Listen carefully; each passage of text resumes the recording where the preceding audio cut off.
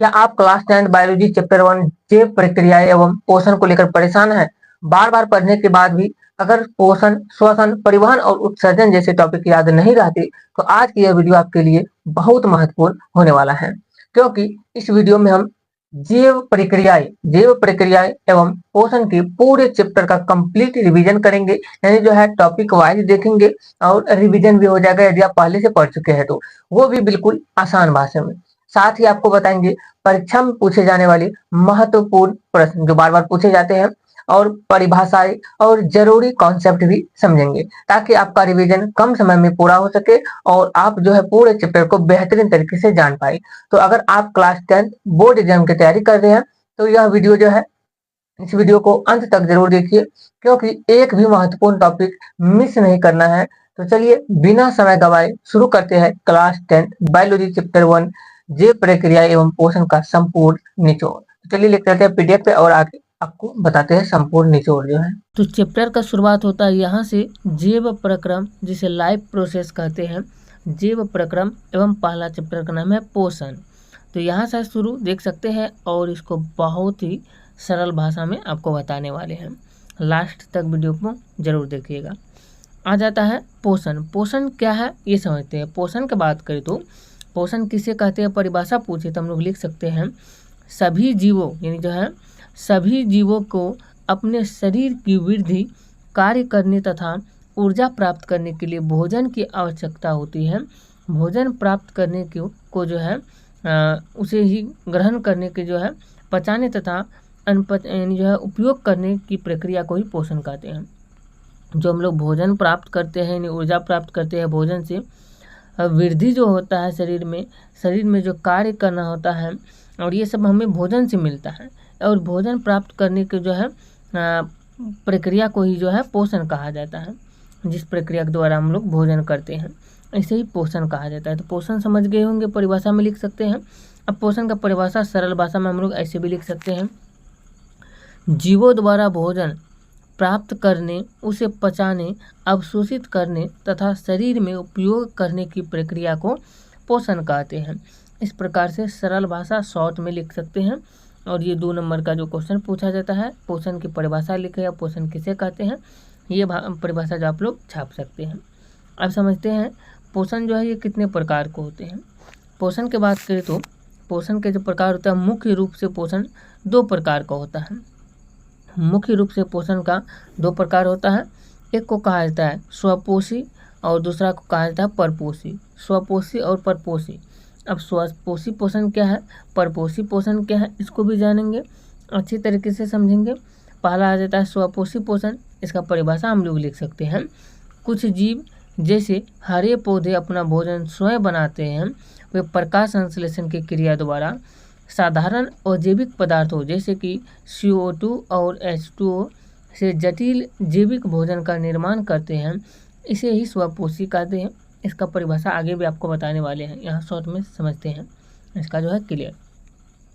दूसरा आ जाता है परपोषी। परपोषी पोषण क्या है कि वे जीव जो अपना भोजन स्वयं नहीं बना सकते तथा दूसरे जीवों पर निर्भर रहते हैं, उनका पोषण परपोषी पोषण कहलाता है। जैसे मनुष्य, पशु, कवक, परजीवी, पौधे, ये सब जो होता है दूसरे पर निर्भर रहते हैं। जैसे सूरज के प्रकाश पर निर्भर रहता है और पेड़ पौधे पर हम लोग निर्भर रहते हैं, इसलिए जो ये सब जो है परपोषी कहलाएगा। और स्वपोषी जो अपना भोजन स्वयं बनाते हैं, हरे पेड़ पौधे जो हैं ये स्वपोषी कहलाते हैं। अब यहाँ पर देख सकते हैं ये स्वपोषी पोषण का उदाहरण है। यहाँ भोजन जो है, पौधा जो है स्वपोषी पोषण में भोजन बना रहे हैं। पोषण का एक प्रकार स्वपोषी हो गया, जिसको कि हरे पेड़ पौधे जो है भोजन निर्माण करते हैं। दूसरा है परपोषी, जिसमें कि मनुष्य सब आ जाते हैं इस पर, जैसे गाय भैंस जानवर सब जो होता है ये सब परपोषी कहलाता है। अब जानते हैं पोषण की मुख्य प्रक्रिया क्या है। पोषण जो होता है इसका मुख्य प्रक्रिया की बात करें तो पोषण प्रक्रिया में जो है निम्नलिखित चरण होता है। सबसे पहला चरण की बात करें तो ये होता है कि भोजन प्राप्त करना, यानी भोजन को जो है प्राप्त करता है। दूसरा होता है पाचन, यानी भोजन जो प्राप्त किया, यानी भोजन जो खाया उसको पाचन करना, पचाता है। और उसके बाद पचने के बाद होता है अवशोषण की क्रिया। अवशोषण होने के बाद उसका उपयोग किया जाता है जितना जरूरी होता है। और उसके बाद लास्ट में क्या रहता है, निष्कासन। उपयोग करने के बाद जो बच जाता है उसका निष्कासन कर दिया जाता है। ये हुआ पोषण जो है, इस तरीके से जो है क्रिया होता है। नोट में हम लोग शॉर्ट में समझ सकते हैं, शॉर्ट भाषा में, सभी हरे पौधे स्वपोषी पोषण करते हैं और मनुष्य, पशु तथा कवक परपोषी पोषण करते हैं। इस तरीके से परिभाषा लिख सकते हैं। अगला यहाँ पे देखें तो अब आ जाता है, इसको दोनों को जो है विस्तार पूर्वक समझते हैं, स्वपोषी और परपोषी को। स्वपोषी पोषण क्या है इसको समझते हैं। ऑटोट्रॉफिक जो है ये होता है स्वपोषी पोषण। अब यहाँ पे समझते हैं स्वपोषी यानी जो स्वपोषी पोषण, जो इसका परिचय लिख सकते हैं कि वे जीव जो अपना भोजन स्वयं बनाते हैं उन्हें स्वपोषी जीव कहते हैं और इन जीवों में क्लोरोफिल पाया जाता है। स्वपोषी जीव जो होते हैं उसमें क्लोरोफिल पाया जाता है, हरित लवक जिसको कहते हैं, और ये जीव प्रकाश संश्लेषण की क्रिया के द्वारा अपना भोजन बनाते हैं। स्वपोषी पोषण जो जिस जीव में होता है। अब उदाहरण के लिए सभी हरे पेड़ पौधे, शैवाल इत्यादि, ये सब जो होते हैं ये स्वपोषी पोषण कहलाता है। अब आता है यहाँ से एक चीज आ जाता है, स्वपोषी पोषण जो होता है प्रकाश संश्लेषण के द्वारा अपना भोजन तैयार करता है।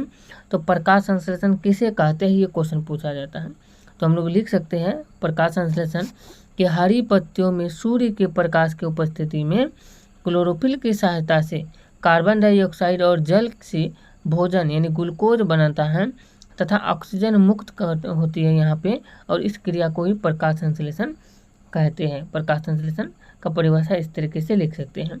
प्रकाश संश्लेषण के लिए आवश्यक पदार्थ जो होता है वो जल होता है जिसे H2O कहा जाता है, दूसरा कार्बन डाइऑक्साइड होता है जिसे CO2 कहा जाता है, तीसरा सूर्य का प्रकाश जिसे सनलाइट कहा जाता है, और चौथा क्लोरोफिल यानी हरित लवक जिसे क्लोरोप्लास्ट कहा जाता है।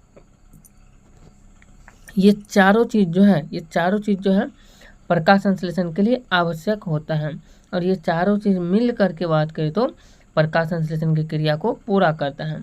और समझते हैं प्रकाश संश्लेषण का जो रासायनिक अभिक्रिया होता है कैसे होता है, या रासायनिक समीकरण भी कहता है लिखने के लिए, तो यही है समीकरण देख सकते हैं। ये हम लोग इसमें जो है देख सकते हैं CO2 यानी 6CO2 प्लस 12H2O यानी जो है CO2 मतलब कार्बन डाइऑक्साइड और H2O मतलब जल, ये दोनों मिल करके सूर्य का प्रकाश की उपस्थिति में और क्लोरोफिल यहाँ पर पाया जाता है पत्ते में, ये चारों मिल करके भोजन तैयार करते हैं, और जो कि भोजन के रूप में बनाता है ग्लूकोज। ग्लूकोज का सूत्र होता है C6H12O6, ये ग्लूकोज का सूत्र हो गया। और पूरा समीकरण की बात करें तो जो बनता है वो होता है C6H12O6 plus 6O2 plus 6H2O, ये बनता है। यहाँ पे ग्लूकोज बनता है भोजन के रूप में, और ऑक्सीजन भी बनता है, और इसके साथ साथ जल भी निकलता है H2O यानी। ये हो गया जो है प्रकाश संश्लेषण का रासायनिक समीकरण, इतना लिख सकते हैं आप लोग जो है। अब यहाँ से आता है प्रकाश संश्लेषण को चित्र द्वारा भी समझना जरूरी होता है। चित्र के द्वारा कैसे प्रकाश संश्लेषण की क्रिया होता है इसको समझते हैं। यहाँ पे देख सकते हैं ये हरे पौधे हैं यानी हरे पत्ती जो है, और हरे पत्ती में बात करते हैं यहाँ पे क्लोरोफिल इसके अंदर में ही पाया जाता है। यहाँ पे इसके अंदर में क्लोरोफिल पाया जाता है पत्ती में, हरी पत्ती में क्लोरोफिल की उपस्थिति में यह क्रिया होती है, यानी जो है हरी पत्ती में क्लोरोफिल पाया जाता है, इसी के कारण हरा दिखाई देता है। दूसरा सूरज से सूर्य का प्रकाश को ग्रहण कर रहा है, देख सकते हैं। इसके बाद जो है जल यानी जमीन से जो है जल और खनिज लवण यहाँ पे जमीन से लेता है, ये ग्रहण करता है। कार्बन डाइऑक्साइड जो है वातावरण से ये ग्रहण करता है पौधा, और इसके बाद जो है ये अभिक्रिया करता है। वीडियो देखिए, अभिक्रिया करने के बाद ऑक्सीजन बाहर निकाल देता है, और भोजन जो ग्लूकोज बनता है उसको भी वो बनता है। इस प्रकार से प्रकाश संश्लेषण की क्रिया चित्र के द्वारा समझ सकते हैं। और यहाँ पे बात करें तो यहाँ पे याद रखना है कि प्रकाश संश्लेषण केवल हरी पत्तियों में ही होता है, और इस क्रिया में ऑक्सीजन वायु में मुक्त होती है जो कि प्राणियों के लिए आवश्यक होता है, और यह क्रिया पृथ्वी पर जीवन के लिए अत्यंत महत्वपूर्ण होता है। अब समझते हैं हम लोग जो बात करें तो यहाँ पे परपोषी पोषण। परपोषी पोषण क्या है इसको समझते हैं। परपोषी पोषण जो इसका परिचय समझ लेते हैं। वे जीव जो अपना भोजन स्वयं नहीं बना सकते तथा दूसरे जीवों पर निर्भर रहते हैं उनका पोषण परपोषी पोषण कहलाता है, और ऐसे जीव तैयार भोजन को जो है ग्रहण करके अपनी आवश्यकता की पूर्ति करते हैं, परपोषी पोषण वाले जीव जो होता है। अब परपोषी पोषण का परिभाषा हम लोग बहुत आसान तरीके से लिख सकते हैं कि वे जीव जो अपना भोजन स्वयं नहीं बनाते तथा दूसरे जीवों से प्राप्त तैयार भोजन पर निर्भर रहते हैं उन्हें जो है परपोषी जीव कहते हैं और उनके पोषण की प्रक्रिया को ही परपोषण कहा जाता है। ये परिभाषा लिख सकते हैं परपोषी पोषण का जो है। अब ये परपोषी पोषण जो होता है मुख्य रूप से जो परपोषी पोषण के प्रकार जो होते हैं ये 3 प्रकार का होता है। एक होता है होलोजोइक पोषण, दूसरा परजीवी पोषण और तीसरा सहजीवी पोषण। होलोजोइक पोषण जो होता है इस प्रकार के पोषण में जीव भोजन को ग्रहण करते हैं, पचाते हैं, अवशोषित करते हैं तथा अपचित भाग को शरीर से बाहर निकाल देते हैं। जैसे मनुष्य हो गया, अमीबा, गाय, कुत्ता, शेर इत्यादि, ये सब जो है होलोजोइक पोषण कहलाता है। और दूसरा भाग बात करते हैं, हम देख सकते हैं परपोषी पोषण के 3 प्रकार, होलोजोइक पोषण, परजीवी पोषण और सहजीवी पोषण, इस तरीके से चित्र में समझाया गया है। अब समझते हैं दूसरा कहलाता है परजीवी पोषण। परजीवी पोषण जो होता है ये इस प्रकार के पोषण में जीव दूसरे जीव के शरीर पर या उसके अंदर रहकर उससे भोजन प्राप्त करते हैं तथा उसे हानि पहुंचाते हैं, इसे ही परजीवी पोषण कहते हैं। उदाहरण के लिए फीताकृमि, लीवर, फ्लूकस, मलेरिया परजीवी, जूं, जोंक इत्यादि, ये सब जो है परजीवी पोषण कहलाता है। अब तीसरा आ जाता है सहजीवी पोषण। सहजीवी पोषण का परिभाषा लिख सकते हैं, इस प्रकार के पोषण में 2 भिन्न जीव एक साथ रहते हैं तथा दोनों को लाभ होता है और यह संबंध सहजीविता कहलाता है। उदाहरण के लिए जो है लाइकेन जो कि शैवाल और कवक मिला रहता है, राइजोबियम जीवाणु प्लस दालहनी पौधे की जड़ी, ये सब मिला हुआ रहता है, ये कहलाता है सहजीवी पोषण। यहाँ पे होलोजोइक पोषण जो था ये भोजन ग्रहण कर पचाकर पोषण प्राप्त करना होता है। और दूसरा परजीवी पोषण जो जैसे इसमें मनुष्य, गाय, अमीबा इत्यादि हो जाता है। परजीवी पोषण में दूसरे जीव से भोजन लेकर उसे हानि देता है, फीताकृमि, जूं, जोंक इत्यादि हो गया। तीसरा सहजीवी पोषण, दोनों जीवों को साथ रहने से लाभ होना, ये जो है सहजीवी पोषण कहलाता है, जिससे लाइकेन, राइजोबियम ये सब जो है। इसको हम लोग तीनों को समझ गए, होलोजोइक पोषण, परजीवी पोषण और सहजीवी पोषण। अब यहाँ से कुछ नोट में याद रखना है आप लोगों को, पॉइंट यहाँ पे है कि परपोषी जीव अपना भोजन स्वयं नहीं बनाते हैं और होलोजोइक पोषण यानी जो है स्वपोषी जीव अपना भोजन सामान्य प्रकार का परपोषी पोषण है। तीसरा है परजीवी पोषण में एक को लाभ तथा दूसरे को हानि होती है। और चौथा है सहजीवी पोषण में दोनों जीव को लाभ होता है। अब यहाँ से हम लोग आगे समझते हैं मानव का पाचन तंत्र। मनुष्य का जो है पाचन तंत्र, यहाँ पे चित्र देख सकते हैं, चित्र भी आपको उतारने के लिए देंगे। पहले आगे समझ लेते हैं पाचन तंत्र है क्या, परिभाषा समझ लेते हैं। हमारे शरीर में भोजन को ग्रहण करने, उसे पचाने, पोषक तत्वों को अवशोषित करने तथा अनुपयोगी पदार्थों को बाहर निकालने की पूरी प्रक्रिया पाचन कहलाती है तथा इस कार्य को करने वाले शरीर के अंगों के समूह को पाचन तंत्र कहते हैं। जितना भी अंग के तंत्र होते हैं ये सब कार्य करते हैं, उसे ही जो है पाचन तंत्र कहा जाता है, वो सब मिल करके जो बनता है। अब समझते हैं पाचन तंत्र के अंग कौन कौन सब हैं, चित्र भी देख सकते हैं यहाँ पे और पाचन तंत्र का अंग भी आपको बता देते हैं। ये पाचन तंत्र है, देख सकते हैं यहाँ पर बनाया गया है। मनुष्य का पाचन तंत्र इस तरीके से बना देंगे तो पूरा नंबर आपको मिलेगा। जैसे यहाँ पे इसको कहता है मुख कहा जाता है, जहाँ पे मुख के पास ही दांत, जीभ, लार ग्रंथियाँ पाया जाता है। इसको ग्रसनी कहा जाता है, इसको ग्रासनली कहा जाता है। ये अमाशय है और यहाँ पर अग्नाशय पाया जाता है, काला केला जैसा जो दिख रहा है।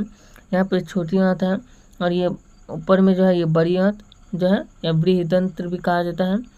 और यहाँ पे जो है इसको गुदा कहा जाता है, इसको मलाशय कहा जाता है। इस प्रकार से जो है पाया जाता है। यहाँ पे यकृत भी होता है, यहाँ पे पित्ताशय पाया जाता है, हरा कलर का जो है पित्ताशय पाया जाता है यहाँ पे जो है।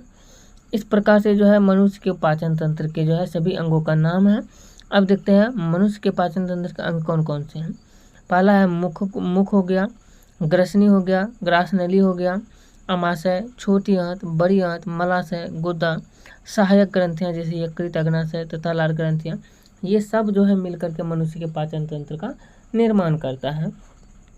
यहाँ तक समझ गए होंगे। अब यहाँ पे आ जाता है, हम लोगों को याद रखना है कि भोजन पाचन की प्रक्रिया कैसे होता है।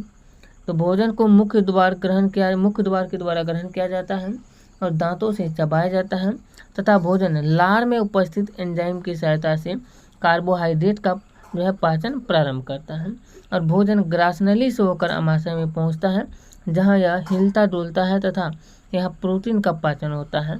इसके बाद यह छोटी आंत में जाता है, जहाँ पित्त, अग्नाशयी रस तथा आंतों के रस की सहायता से प्रोटीन, वसा तथा कार्बोहाइड्रेट पूर्ण रूप से पच जाते हैं तथा पोषक तत्व रक्त द्वारा अवशोषित कर लिए जाते हैं और अनुपयोगी पदार्थ बड़ी आंत में जाकर जल अवशोषित होकर मल बनाते हैं तथा मलाशय में एकत्रित होकर गुदा द्वारा बाहर निकल जाते हैं। यहाँ पे इस तरीके से हम लोग लिख सकते हैं भोजन का पाचन की प्रक्रिया में जो है। अब यहाँ से कुछ पॉइंट है, जैसे कि पाचन तंत्र में भोजन का पाचन यानी यांत्रिक, चबाना, मंथन तथा रासायनिक जो है एंजाइम की सहायता से दोनों प्रकार से होता है। दूसरा पॉइंट है लार, गैस्ट्रिक रस, पित्त रस, अग्नाशयी रस तथा आंतों का रस पाचन में सहायक होते हैं। यहाँ पे होता है पहला चैप्टर समाप्त, जिसका नाम था पोषण। पोषण चैप्टर जो है ये चैप्टर होता है यहाँ पे संपूर्ण रूप से जो है समाप्त। ये वीडियो कैसा लगा आप लोग कमेंट करके बताइए, और वीडियो अच्छा लगा तो वीडियो को लाइक कीजिए, अपने दोस्तों के पास शेयर जरूर कीजिएगा। नेक्स्ट वीडियो में हम लोग जाने वाले हैं श्वसन चैप्टर को। श्वसन चैप्टर को कंप्लीट अच्छे तरीके से समझेंगे और एक ही वीडियो में एक चैप्टर यहाँ पे बायोलॉजी का 4 चैप्टर शुरू का जो है एक वीडियो में एक चैप्टर जो है कंप्लीट कराएंगे, और फिर अगर लंबा चैप्टर होगा तो उसमें 2 वीडियो में कंप्लीट हो जाएगा, क्योंकि PDF से पढ़ाते हैं तो कम समय में ज़्यादा क्वेश्चन को हम लोग कवर कर पाते हैं और अच्छे तरीके से आपको समझ भी आता होगा, आप नोट्स भी बना सकते हैं। मिलते हैं नेक्स्ट वीडियो में अगला पार्ट लेकर के इसका श्वसन चैप्टर का। जय हिंद।